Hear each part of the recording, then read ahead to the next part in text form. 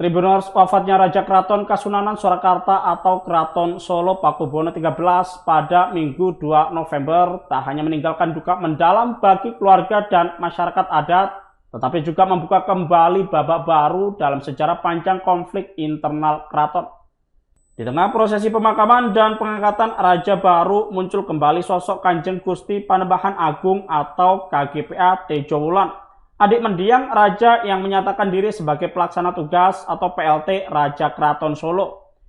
Ia yang menyandang status Mahamenteri atau Wakil Raja Pakubuwono XIII menyerukan agar suksesi takhta dilakukan dengan penuh kehati-hatian. Sosok Tejo Wulan merupakan salah satu putra atau laki-laki kelima dari Pakubuwono XII dan adik dari Pakubuwono XIII. Nama kecilnya adalah Suryo Sutejo. Ia lahir pada 3 Agustus 1954 dan sekarang berusia 71 tahun. Dalam karirnya, Tejo Wulan adalah pensiunan tentara. Terakhir ia berpangkat kolonel di bidang infanteri atau TNI AD. Ia sempat menempuh dinas di Kodam Siliwangi dan Mabes TNI Jakarta. Tejo Wulan menjabat sebagai Mahamenteri Keraton, posisi administratif tertinggi kedua setelah Raja, berdasarkan surat keputusan Menteri Dalam Negeri tahun 2017. Dalam kapasitasnya, Tejo Wulan mendampingi Pakubuwono XIII dalam pengelolaan keraton dan menjadi juru bicara utama dalam berbagai urusan adat dan pemerintahan.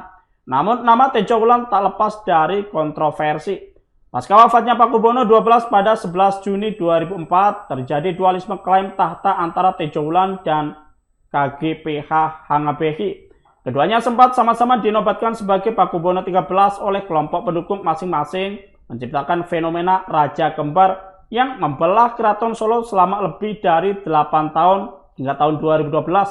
Konflik ini baru mereda setelah pemerintah secara resmi mengakui KGPH Hangabehi sebagai Pakubuwono XIII. Sementara Tejo Wulan menerima posisi Mahamenteri.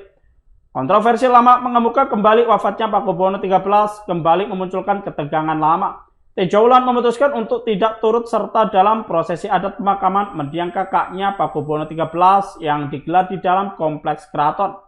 Sebagai gantinya ia memilih menunggu di loji Gandrung tempat persemayaman terakhir jenazah sebelum diberangkatkan ke Imogiri, daerah istimewa Yogyakarta. Keputusan Tejo Wulan untuk mengantar jenazah dari loji Gandrung bukan tanpa alasan. Ia menegaskan bahwa sebagai pejabat tertinggi kedua di lingkungan keraton setelah Raja, kehadirannya di titik awal pemberangkatan jenazah merupakan bentuk penghormatan sekaligus tanggung jawab simbolik.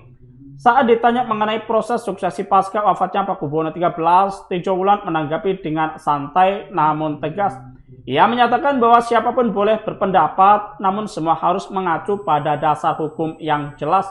Tejo Wulan berharap proses penentuan Raja selanjutnya dapat berlangsung damai dan tidak menimbulkan perpecahan. Ia menekankan pentingnya menjaga harmoni di tengah suasana duka. Lebih lanjut, ia mengingatkan bahwa jika terjadi kekisruhan dalam proses suksesi, pemerintah memiliki kewenangan untuk mengambil alih pengelolaan keraton sesuai peraturan yang berlaku. Oleh karena itu, keberadaannya di loji Gandrung bukan di keraton merupakan langkah strategis untuk mencegah potensi konflik dan menjalin koordinasi dengan pemerintah pusat maupun daerah.